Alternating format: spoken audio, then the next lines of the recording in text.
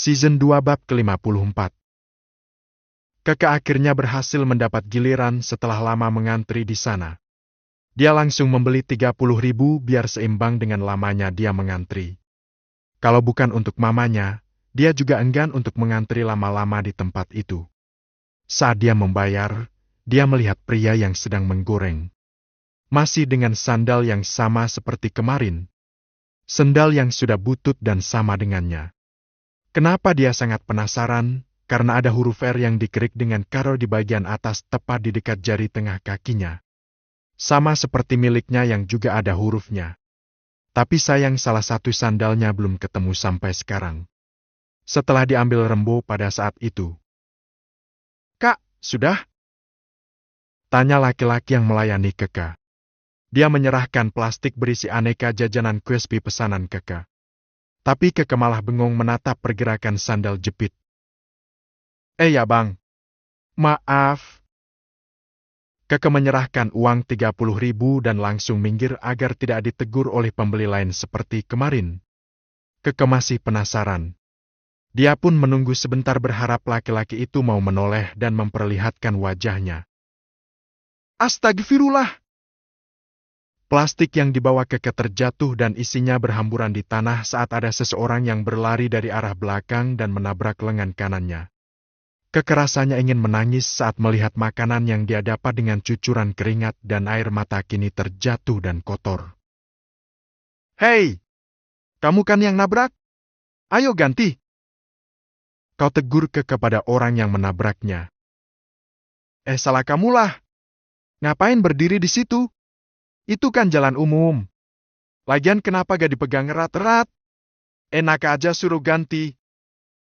Jawab orang itu.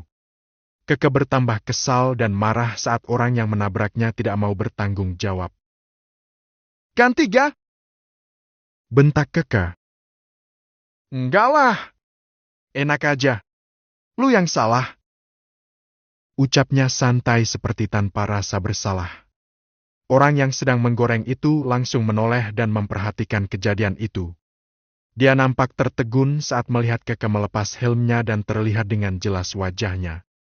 Sontak dia menyuruh anak buahnya untuk mengganti makanan yang terjatuh. "Kak, kakak, biar kami yang ganti. Bos kami yang nyuruh. Sini kak, kami ganti." Ucap orang yang bagian melayani pelanggan. Keke kaget di tengah-tengah perdebatannya dengan orang yang menabrak, justru penjualnya yang malah mau mengganti. Sungguh Keke jadi sangat kagum dengan penjualnya. Pantas saja ramah karena orangnya suka berbagi. Batin Keke. "Beneran bang? Diganti semuanya?" tanya Keke lagi memastikan. Takutnya dia salah dengar. "Iya bener kak. Itu bos saya yang nyuruh."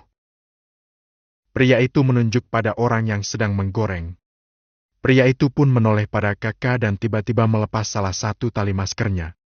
Mengangguk saat melihat Keke.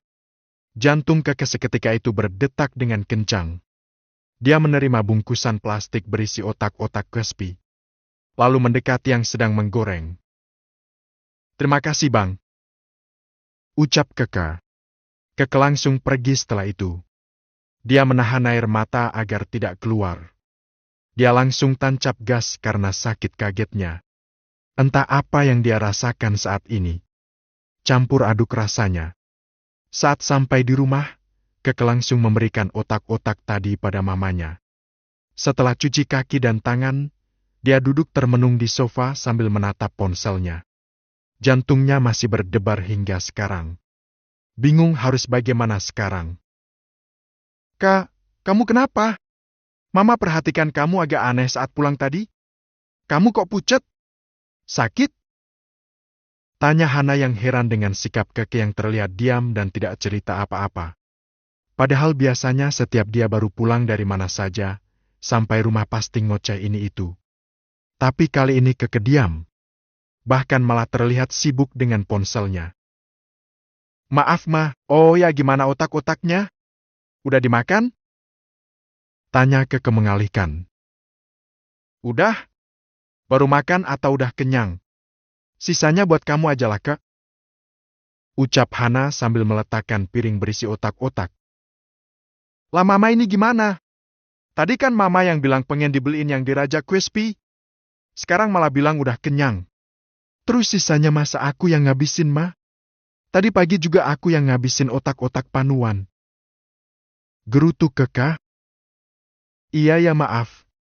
Gak tahu nih pengen-pengen aja. Pas sudah kebeli kok jadinya biasa aja. Hana masih penasaran dengan raut wajah Keka. Anaknya itu terlihat tidak seperti biasanya. Tadi aku kesel sama orang, Ma. Otak-otak yang aku beli jatuh gara-gara ditabrak orang. Ucap Keka. Jadi yang mama makan itu? Hana kaget. Dia menyangka jika yang dia makan bekas jatuh. Bukan. Yang jatuh ya udah dibuang. Kotor semua. Udah gitu yang nabrak gak mau tanggung jawab. Malah aku yang disalahin. Kok ada orang kayak gitu? Ucap Keka. Hana akhirnya mulai mengerti. Perubahan sikap Keke mungkin karena kejadian itu. Ya udah sabar. Anggap saja orang itu sebagai penguji kesabaranmu. Terus kamu beli lagi? Nggak, Ma, malah diganti sama yang jual. Baik banget orangnya. Padahal kan bukan dia yang salah. Tapi malah dia yang ganti. Pantas saja usahanya lancar.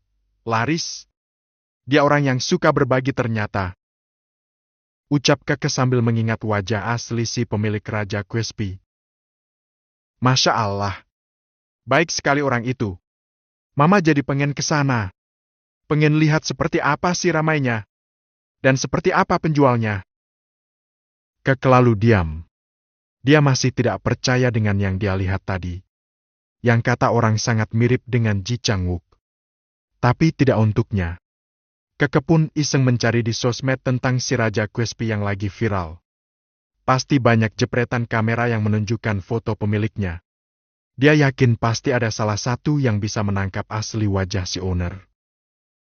Ma, aku mau siap-siap ke warungnya, Ma. Aku nanti salat asyar di sana aja. Biar rumah sama juga dipakai salat. Ucap Keke. Ya udah nanti Mama nyusul deh sama Papa. Tapi jangan kesorean ya, Ma. Iya, ya. Keke pun akhirnya pergi ke warung. Dia lebih baik menyibukkan diri dengan berjualan. Daripada memikirkan orang yang belum tentu juga memikirkannya. Sampai di warung, Keke bersih-bersih terlebih dahulu. Dia membersihkan setiap meja dan kursi agar tidak berdebu. Dia lalu menyiapkan bumbu dan di-blender semuanya. Lalu dimasukkan dalam wadah seperti biasa. Untuk cabai dia blender sendiri dan ditaruh di wadah terpisah. Setelah semuanya selesai, tinggal dia mandi, salat dan menyusun semua topping di meja. Ada 25 item yang bisa dipilih sekarang. Warung Keke buka setelah asyar seperti biasa. Dan sudah ada aja pembeli yang datang. Ada yang makan di tempat dan ada yang pesan antar. Aplikasi marketplace-nya juga dia aktifkan. 10 menit kemudian langsung berbunyi. Tanda ada pesanan masuk. Dia tunggu-tunggu mama dan papanya belum juga datang. Padahal pembeli sudah mulai banyak berdatangan. Keke pun sendirian melayani dan memasak seblak. Mencoba menelpon mamanya tapi tidak diangkat. Mama kemana sih? Kok gak diangkat? Apa mereka lagi pacaran dan lupa kalau aku membutuhkan bantuan mereka? Heks. Ucapnya dalam hati. Saat dia sedang memasak, dia mendengar motor papanya berhenti di depan warung. Lega rasanya. Akhirnya dia ada yang membantu. Maaf ya, Kak. Ucap Hana. Dia langsung memakai celemek dan menggantikan Keke. Tapi saat mencium bau cikur yang menyengat di wajan, Hana langsung mual. Mama kenapa? Kok mulutnya ditutup? Mama ke kamar mandi dulu ya, Kak? Mual. Ucap Hana. Season 2 bab ke-55. Yos pagi itu sangat terkejut saat mendengar suara Hana yang muntah-muntah dari kamar mandi. Dia dengarkan dengan seksama sambil membersihkan kotoran matanya. Suaranya begitu jelas. Ya jelas itu adalah Hana yang sedang muntah. Han, kamu gak apa-apa? Tanya Yos dari luar. Dia sangat khawatir dengan keadaan Hana. Dia khawatir Hana sakit sampai muntah-muntah seperti itu. Hoik! Ucapan Yos dijawab dengan suara muntah. Hana sampai tidak bisa mengucapkan sepatah kata pun. Yos jadi bingung. Dia lalu keluar dari kamar untuk mencari obat di kotak P3K. Dia mencari obat usir angin untuk mengatasi masuk angin. Dia pikir Hana sedang masuk angin. Nyari apa, Pak? Tanya Keke. Usir angin. Kayaknya Papa masih punya satu deh. Ucap Yos sambil masih mencari-cari.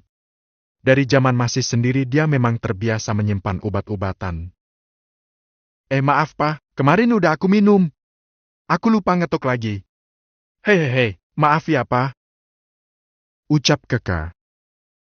Oh gitu. Ya udah. Kirain dimakan tikus. Ternyata tikus pala hitam.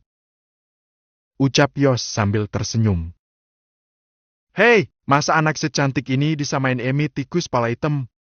Ya udah beliin dulu, Kak. Kayaknya mamamu masuk angin.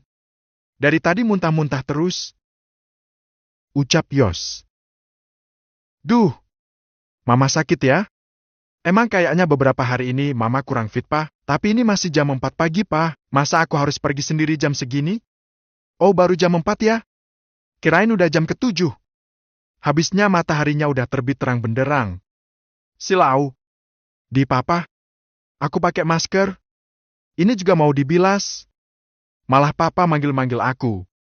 Ya udah Papa aja yang beli. Sekalian nyari buat makan buat sarapan. Tolong jagain Mama dulu ya.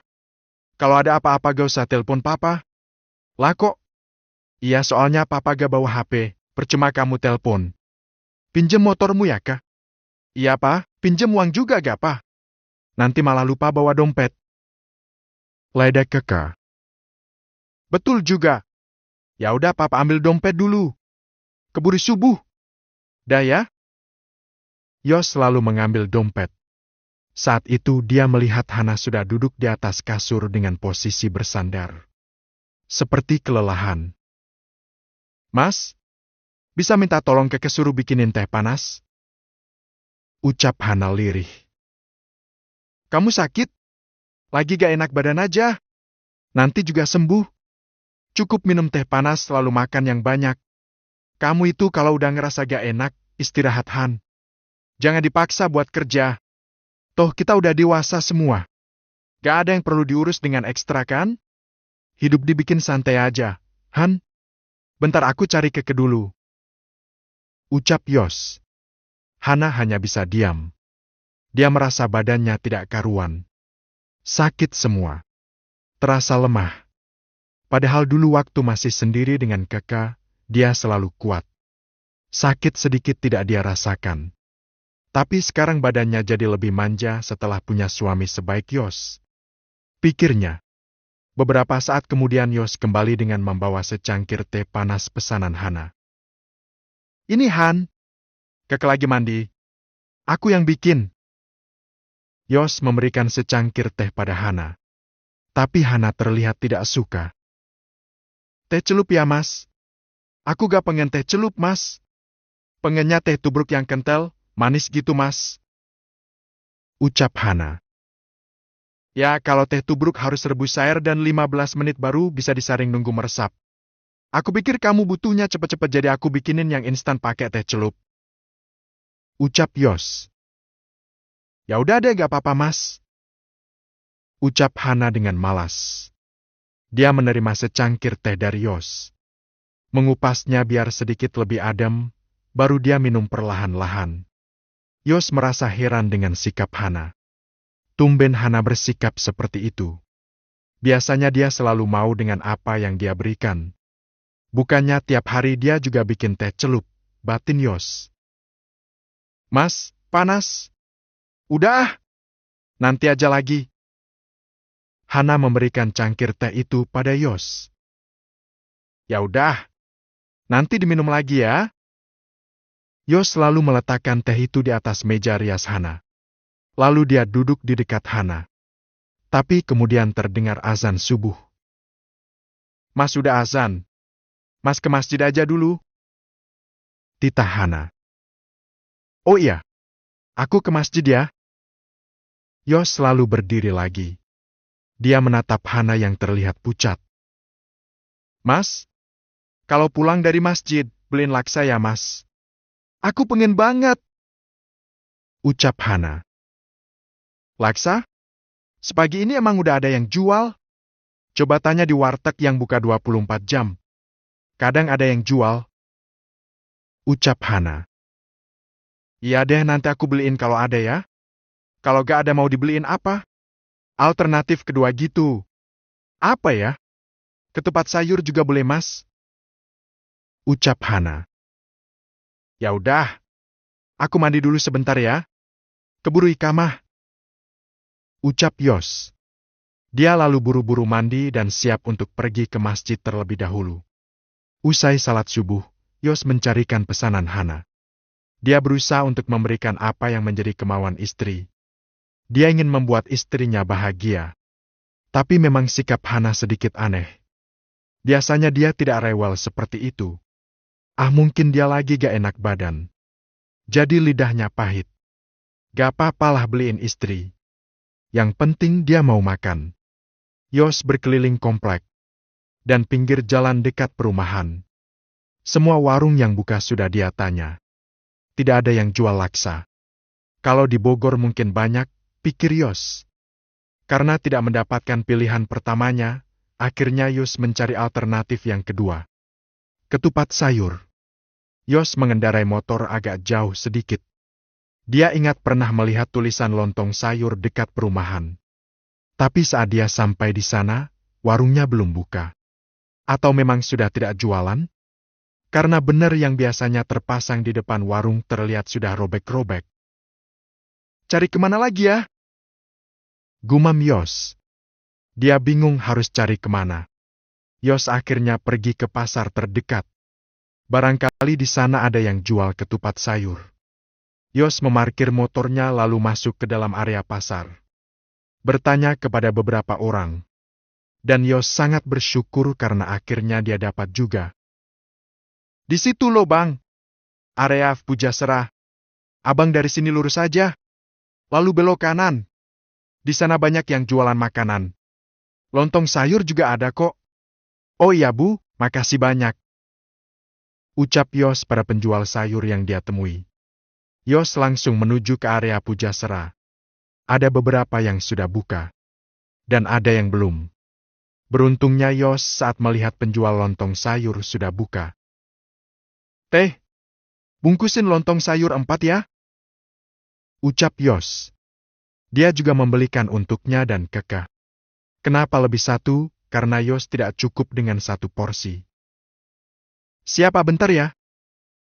Si penjual yang cantik jelita itu menyiapkan pesanan Yos. Yos menunggu beberapa saat. Beruntung warung masih sepi jadi dia dengan cepat bisa dilayani. Sudah totalnya 40.000, mau tambah kerupuk atau gorengan juga? Tanya si teteh cantik. Enggak teh, udah itu aja. Yos memberikan uang pas kepada penjual. Dia lalu buru-buru pulang. Takut Hana menunggu terlalu lama karena tadi dia muter-muter dulu. Sebelum pulang dia ingat belum membeli obat usir angin. Yos pun mencari apotik yang buka 24 jam. Dan membeli 1 box untuk persediaan di kotak P3K-nya. Sampai di rumah, Yos memberikan lontong sayur pada Keke untuk dibuka dan disajikan di atas piring. Ayo Hana, udah tuh. Tapi maaf laksanya gak ada. Adanya lontong sayur. Ya udah gak apa-apa mas. Makasih ya. Maaf jadi repot. Ucap Hana. Hana lalu dituntun Yos ke ruang makan. Di sana ada Keke yang sedang menyiapkan makanan di atas meja. Itu lontong apa ketupat, mas? Tanya Hana. Lontong. Tadi kan aku pesennya ketupat mas. Ucap Hana. Meski dia menggerutu, dia tetap duduk dan memakannya dengan lahap. Yos dan Keke sampai heran karena Hana terlihat suka sekali memakannya. Season 2 bab ke-56. Yos dan Keke duduk bersebelahan sambil memegang kepala mereka masing-masing. Sikap Hana hari ini sungguh aneh. Dan membuat keduanya pusing. Hana minta ini dan itu dan harus sesuai dengan keinginannya. Seperti tadi ketupat diganti lontong pun jadi masalah. Meski akhirnya dimakan juga. Setelah itu minta jus mangga. Meski sekarang musim mangga, tapi Yos harus mencari di pasar jika pagi seperti ini. Ini baru jam 7 pagi, Kak. Masih ada 17 jam lagi untuk hari ini. Habis ini apa lagi ya? Ucap Yos. Gak tahu, Pak. Kenapa sih Mama mendadak aneh begini? Mama gak pernah manja begini deh, Pak. Kalau mau apa-apa selalu beli sendiri atau masak sendiri. Kak, jusnya kurang kemanisan. Ucap Hana yang tiba-tiba datang membawa segelas jus mangga yang tadi dibuatkan oleh Keke. Masa sih, Ma? Perasaan tadi gulanya udah pas. Tapi Mama pengen jus mangga yang masih ada asemnya. Gak manis begini. Ucap Hana. Waduh. Ya, Ma, aku akan buatkan lagi. Yang itu biar aku minum aja, Ma. Keke sudah siap berdiri dan lagi-lagi jawaban Hana di luar nurul. Gak usah kah? Udah Mama minum setengah kok. Tapi tolong buatkan lagi yang ada asemnya ya kah? Ucap Hana. Perempuan itu langsung duduk di pinggiran kolam renang sambil menikmati jus mangga. Yos yang sedang duduk harus dalam mode siaga. Entah mau disuruh apa lagi setelah ini. Pikir Yos. Mas, kok kamu duduk di situ? Duduk sini Mas sama aku. Ucap Hana. Oh iya sayang. Bentar ya. Jawab Yos. Dia menurut saja daripada Hana ngambek. Meski Hana selama ini tidak pernah ngambek. Tapi tetap saja dia takut diomelin. Mas, kok belum berangkat ke toko? Ini jam berapa sih? Tanya Hana. Baru jam 7. Nanti setengah jam lagi aja. Kenapa emangnya Han? Gak apa-apa Mas. Mas pulangnya jam berapa? Ya kayak biasanya jam 4. Lama ya? Nanti ke kuliah pagi. Terus aku sendirian di rumah. Ucap Hana. Wanita itu terlihat sedih hanya cuma masalah sepele seperti ini. Ya kan biasanya juga begitu. Han, kenapa sih? Mas kok marah sih? Aku gak marah sayang. Emang aku kelihatan kayak marah? Mama, ini jusnya. Udah aku buatin lagi, Ma. Keke menukar jus di genggaman tangan Hana lalu menukarnya dengan yang baru saja dia buat. Makasih, Kek. Ucap Hana. Dia lalu meminum jus mangga yang baru saja dibuatkan. Esem banget, Kak. Ucap Hana. Masa sih, Ma? Coba aku minum. Nih, Mama mau yang tadi aja, Kek. Hana kembali menukar jusnya dengan yang dibawa Keke. Keke dan Yos saling menatap. Mereka sibuk dengan pikiran masing-masing. Bertanya-tanya dalam hati ada apa sebenarnya dengan Hana. Mereka hanya pasrah saja karena tidak mau membuat Hana sedih. Yos dan Keke pun bisa bernafas lega saat keduanya bisa keluar rumah dan melakukan aktivitas masing-masing. Keke kuliah dan Yos ke toko. Yos merasa aneh dengan perubahan sikap Hana akhir-akhir ini.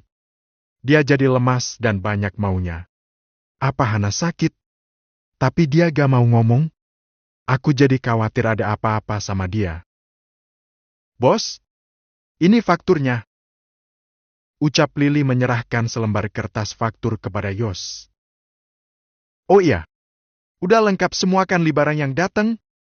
Iya udah bos. Itu lagi ditatain sama Alam dan anak-anak yang lain. Ucap Lili. Li, aku boleh tanya gak? Tanya apa Pak Bos? Lili mendengarkan dengan serius apa yang akan ditanyakan oleh bosnya.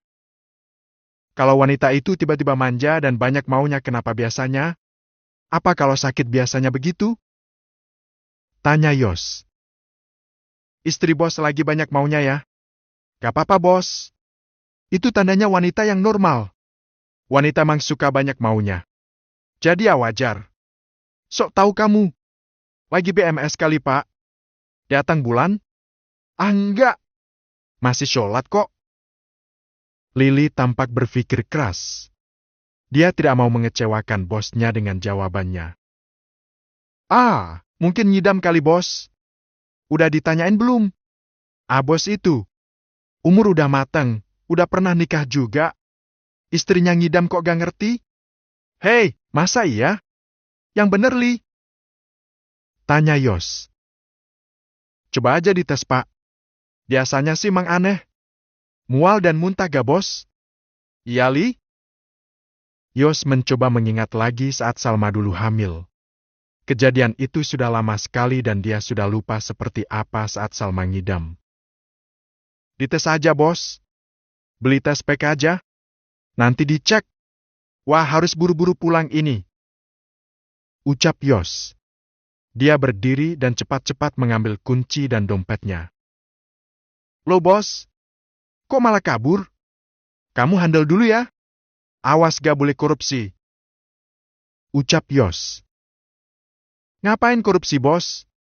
Dosa tahu. Aku gak mau kasih jajan anak pakai uang haram. Gerutu Lili. Yos langsung tancap gas. Dia mengendarai motor dan pergi ke apotik. Dia pernah membelikan untuk Salma. Dan sekarang dia beli lagi untuk Hana. Tapi di tengah perjalanan menuju apotik, dia tiba-tiba melipir ke pinggir jalan. Dia tiba-tiba khawatir. Kejadian buruk yang menimpa Salma saat itu kembali ia ingat. Dia jadi trauma. Takut jika kejadian yang dulu itu terulang lagi. Yos mengabaikan hal itu. Dia yakin semua yang terjadi atas seizinnya. Kali ini dia akan berusaha menjaga Hana. Yos kembali melaju bersama motornya. Dia mampir dulu ke apotik untuk membeli tes pack. Semua ini agar rasa penasarannya hilang dan kalau memang benar hamil, dia akan benar-benar menjaga Hana dengan baik. Agar kejadian buruk di masa lalu tidak terulang lagi. Tes pack 2 mbak? Ucap Yos. 5.000 pak. Hah? Murah amat. Yos menyerahkan uang 5.000-an pada pegawai apotik. Dia lalu pulang membawa tes pack. Tak sabar rasanya ingin segera tahu hasilnya. Positif apa negatif ya kira-kira? Batin Yos. Tak butuh waktu lama akhirnya Yos sampai juga di rumah. Dia mengucap salam dan langsung masuk. Waalaikumsalam. Mas kok udah pulang? Ini baru jam 10. Tanya Hana. Ini ada yang lebih penting Hana. Ayo kita ke kamar. Ucap Yos. Astagfirullah. Ini masih pagi mas. Mas pulang cuma mau minta jatah. Tanya Hana heran dengan sikap Yos. Bukan minta jatah. Ayo kamu pakai tes pack ini. Aku udah beli. Ucap Yos. Gak usah mas. Aku udah cek kok. Ucap Hana sambil senyum-senyum. Lah kok? Waduh. Lah terus hasilnya. Hana hanya mengangguk. Tapi senyumannya itu adalah jawaban dari kegelisahan hati Yos. Hana tersenyum berarti jawabannya. Positif ya Han? Tanya Yos sumringah. Iya mas. Aku udah cek seminggu yang lalu sih. Tapi masih bingung cara nyampein kabar ini ke Mas Yos dan Keke. Hehehe. Ucap Hana. Oh. Gitu. Alhamdulillah. Akhirnya. Kalau gitu kita ke dokter aja ya. Sekalian konsultasi. Kan kamu sudah di atas 40 umurnya. Emang gak apa-apa ya? Ya nanti kita tanya dokter dulu mas. Jawab